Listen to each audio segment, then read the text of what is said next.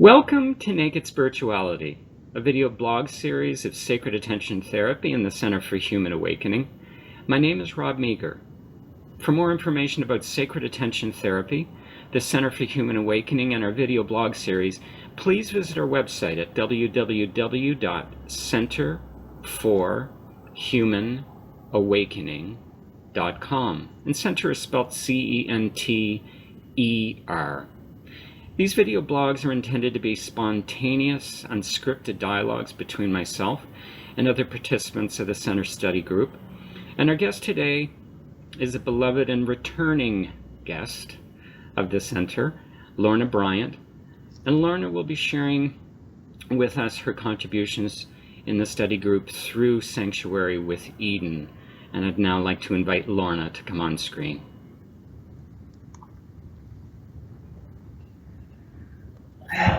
Hello, Lorna. Hello, Robert. Nice to be with you again. And you. And that beautiful pink hue, symbolic of love, surrounding you. What can I say? It's everywhere. It's a nice hue to be surrounded by. It is. Yeah, it is. It's very, very calming. There's a wonderful passage, teaching that you've offered recently on, other than love, might be my favorite topic, and that is solitude. And I want to start off by sharing that with those watching and listening. You begin with a quote that overlaid the graphic that said the following, quote, "Solitude is spending time observing yourself moving through the landscape of your true nature," end quote. And then you go on to share the following brief teaching. "Those who fear solitude have not yet discovered the magic and mystery residing in its depths. In the quiet serenity of your own company, with no distractions, you will come to realize that you are never truly alone. You will, if you are wholly and willing ready to see, find the one you have been searching for all your life. Solitude will show you who you truly are. Give yourself that gift today." And what a gift it is to give ourselves solitude. I never used to think it was. I think something that I've actually, when I think back to when I was a child, I think there was initially, I used to enjoy solitude, and then with all life's influences and distractions, like I mentioned in the quote, and that pull to be part of a life that did feel natural to me, but everybody else was being pulled into that. So if you didn't, as a child, it's quite hard to keep that solitude going when you're surrounded, at school, at play school, at school, and then as you get older, you start to forget, I think, because you're too busy trying to fit in. You're too busy trying to discover how to become part of this world, and so that quietness, where your real self is, centered, where everything you need exists, is replaced almost by looking outside of yourself for everything. But that looking outside of yourself into the busy world is only reflecting what you've lost, or what you've lost sight of within you, I think. So I think that I did a 360 in that I started lost it for a bit, and then found it again. And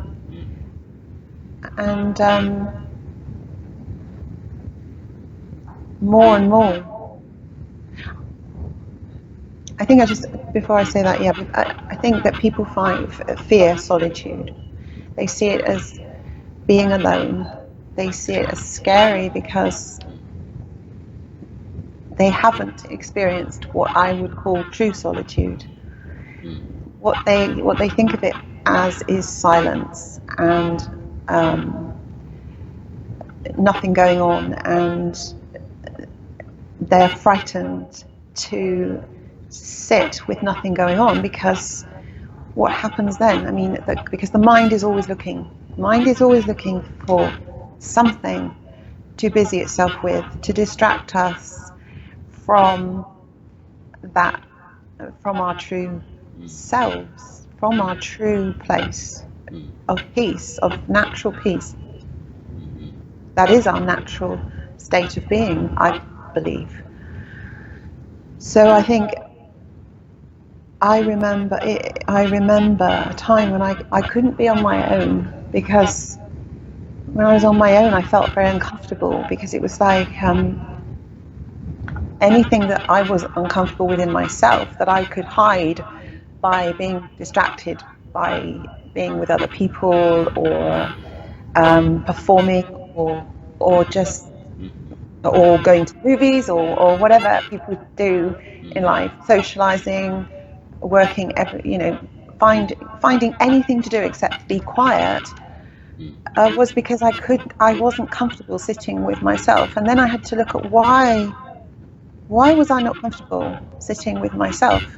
And that brought me to the question, well, who am I? And what is this uncomfortableness about? And it turns out it was about a lot of things that I was holding on to, things that had happened in my life, or thoughts. Because when you're on your own, you've got no one else to talk to, nothing else to distract you. You've got you've got your thoughts, and then you've got the true self. Now, but what happens, I think, is when you say to people, why don't you just have some quiet time? They're like, that means I have to sit with my thoughts. And that's really uncomfortable, because thoughts generally are uncomfortable. I mean, unless you're sitting there thinking lovely thoughts, which doesn't tend to happen when you're on your own, actually, because the focus seems to go in to you. So all the things that are bothering you, I'm talking about generally, not people who have discovered how to truly enjoy solitude, but so I think people feel scared, they can be tormented by their minds when they're on their own, when there's nothing to distract. And that's because the mind is so dominant now. It's become so dominant. So when I say give yourself the gift of solitude, I'm talking about the solitude that exists beyond the mind, where there is no mind, where there is no distractions, where you are just present. You're just present, and you almost you put. I mean, for some people it's not easy, and it takes practice to do it. But it's like you just, even if you start with a couple of minutes, trying, kind of like if you're outside a room and you're going into the room, and say love is waiting in the room for you, and love says to you, you can't come in here unless you leave yourself outside. Yeah, you leave your thoughts, leave your leave false yourself. self. Yeah, leave your whole imagined self, leave the person you believe yourself to be, leave your thoughts, leave your fears, and sort of just imagine you're just leaving that all outside, and then you can come in. and sit with me. Mm. And I guess that's how I see solitude, is being without your individualized self, your personhood, Mm-hmm. your mantle of personhood, and especially your thoughts, as you know, it's leaving that outside the room and coming and sitting in the presence of love, grace, and peace. And it's a presence that when you sit there, and I'm not even talking about physically sitting there, because you don't have to sit, you can do it anywhere. Mm-hmm. Mm-hmm. You can actually do this, and the more you do it, the more you will not, the more you will be able to continue your life and your work and relations, but maintain that sense of solitude and peace inside you. But it's not something it's not something particularly in the West, that we're taught to do. So, As a small child, I think I was always oriented towards solitude. And I'm talking, from the age of 3 onwards, I can remember, and then get caught up in childhood and growing up, and there's those external influences that you talked about. I can remember, though, perhaps the most formative experience that drew me back to the gift of solitude was as I got towards late adolescence, more than 3 decades ago now. When I think Robert, about you it, didn't have to tell everyone that. some would say, "Oh, you're still a baby." But I can remember I was at this time in my life when downhill skiing, alpine skiing, played a big part in my life. And so each year I would gift myself with traveling to this world-renowned ski resort. And I would always take a day, because I did this on an annual basis, to get myself to the summit of this mountain.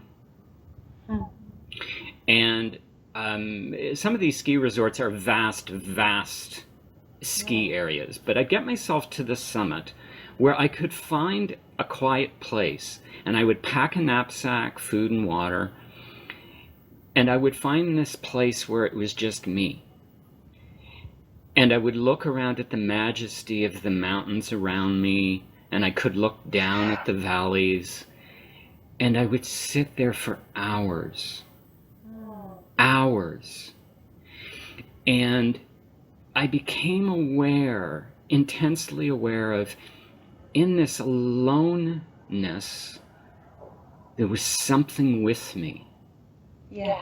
And in the silence, there was all kinds of, not noise, but it wasn't silence in the sense the wind spoke to you. Yeah. And then, of course, life again speeds up. Yeah. But I've been brought back now, beautifully, to the gift of solitude. And for me, the opportunity weekly, and tomorrow I plan on hopping on my bicycle, heading off into the forest, and finding some of those beautiful holy places that are all around, and just sit in sacred attention among the trees, among the beauty of the forest that's always giving birth, and just sit and let all the busyness of the world around me do your thing. You know what? I just want to sit here. That's all I want to do. You do your thing. I'm just going to sit here. Sorry. No, and it's such a precious gift to offer ourselves. It is precious. It's so precious. And I've written quite a lot of posts about nature and how that can take you to that place that you're talking about. I think if you're really practiced at this place of sort of finding solitude, you can find it anywhere. In any moment, you can carry it with you. But as life does crowd in on us, if you're finding that hard, the best place to re-establish that, connection, and that remind yourself of it is in nature. And I am becoming more and more tired with the world, and more drawn to solitude and nature, because when I look at nature, I realize that we're looking at ourselves. We are looking, the wind is our thoughts, the earth is our body, the fire is the passion and the within us, and the water is our feelings, our intuition. And so everything in nature is us. But there's one thing that doesn't have, which is crucial, and that is the mind. There's no mind as such. There's no brain. There's no thoughts. Nature showing us, to me, exactly how to connect with what we truly are, what we were before we even became a thought, and before we even realized we were thinking. Because nature does its thing, as you say. It does its thing without thought. And nature existed way beyond when human beings existed. Nature was doing its thing, and it would continue to do its thing without us. It might do a heck of a lot better without us, actually. But I'm just thinking, like, take away the way that we're interfering with the planet and trying to control nature in a way, and trying to alter, is a bit like taking away the thoughts and the clutter that's trying to interfere with our true nature. We're so easily pulled from it, and yet that we go out looking for peace and happiness and contentment in a world of concrete and thought and activity. And yet right outside everyone's door, somewhere there's a piece of grass, there's the air, there's the wind, and it's right there, and it's showing. I'm sure it's so obvious to me. It's showing us how to be, and we're not listening, we're not watching.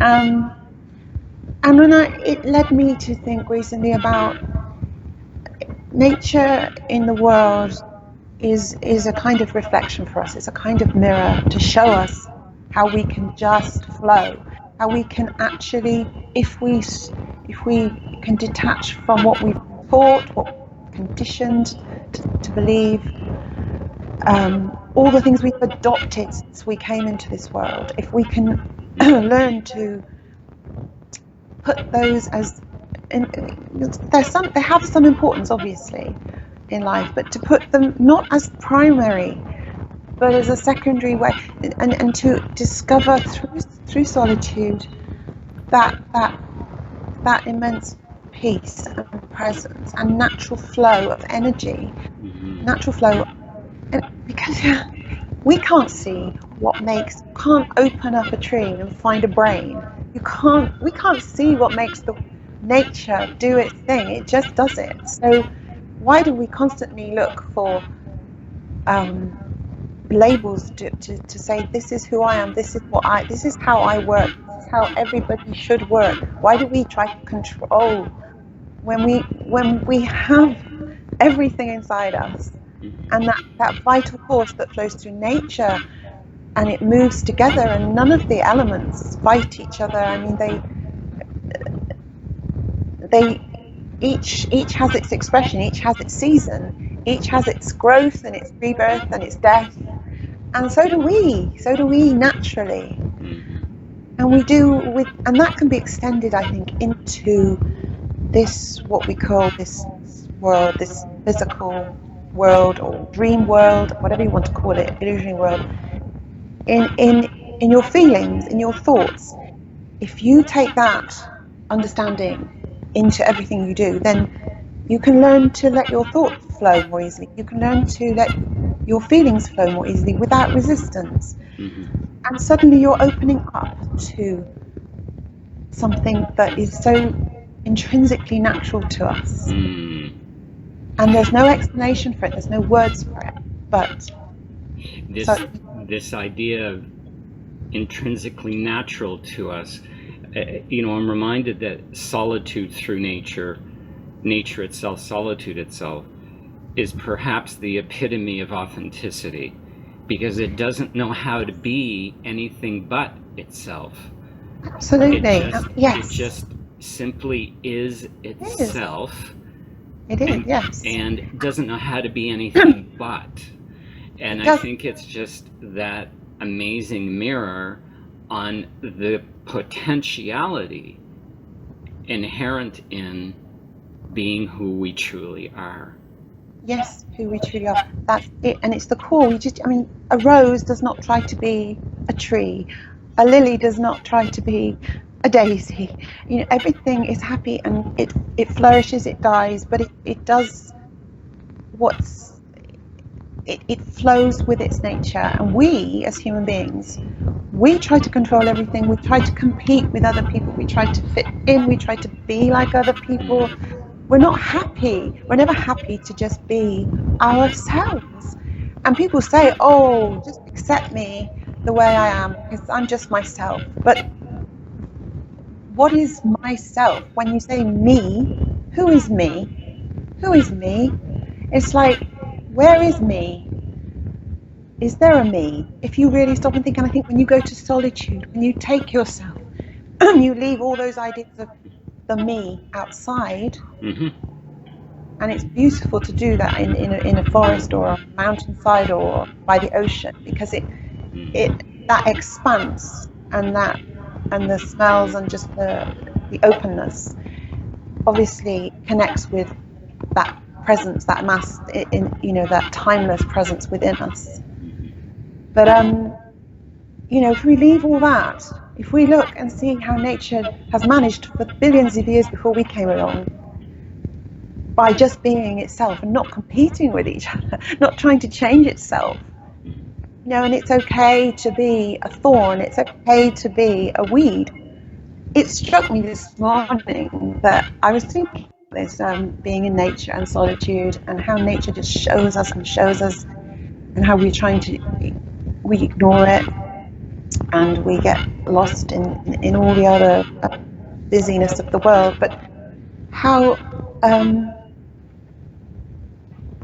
we try to control everything, even our thought, with our thoughts, with our ideas, with our theories, with our models, with our paradigms, and how I was imagining a garden, how some people like to have immensely tidy gardens, everything in its place. And if a weed pops up in the middle of the garden, it's, I'm going to cut down that weed, that ugly, ugly weed. But it's not ugly, is it? I mean, weeds, some of the most beautiful flowers are the wildflowers, the flowers that pop up, just spontaneously. Why can't we allow that to happen with us in life?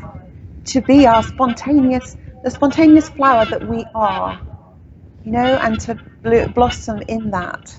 And I said, when you spend time without yourself, your adopted self, I'm talking about, and you find that inner peace that you're talking about, and your senses are only your natural senses, which is presence, which is life in full expression, then you start to, not only do you start to see who you truly are, but you start to feel free. You start to feel that you can breathe. You start to slow down. Everything takes a different perspective, and it will creep into your daily life. So it's such a gift. I guess I learn sometimes, I've learned the hard way, and I really had to sit and see that those thoughts, and all the ideas and all the conditioning and all the pressure I've put on myself or other people have put on myself to be something that I'm not has worn me out. And I haven't got the energy to do it anymore. And actually, I'm quite glad in a way that it's worn me out, because it brings me back to what is really, really true and authentic about the I am, not the me, not the formulated me, but underneath all that, underneath the hair, the skin, the personal, the personage. And that's what you have in nature. Nature doesn't wear clothes. Nature doesn't change its form. You don't see your bush like putting on a different, trying to look like roses today, or trying to, I'm going to pretend that I'm a big oak tree when I'm actually a tiny little daisy. It doesn't bother, does it? It doesn't matter. It's just happy to be and blossom. So yeah, would you like? Shall I? I think I've been quite passionate about this today. It's a beautiful, passionate place to leave it, and just this invitation to, come back, to invite solitude into our life. One of the beautiful ways to do it is to experience it in nature, and it's. I think it really is a good place to start. Yes. Yeah, nice place to start and a nice place to end. Nice place to finish. Yeah. Thank you, Lorna. Bless you, Richard. Robert. Why did I call you Richard? It's all the same. Richard must be here with us today. Bye-bye. See you soon. Take care. Bye-bye. Bye-bye.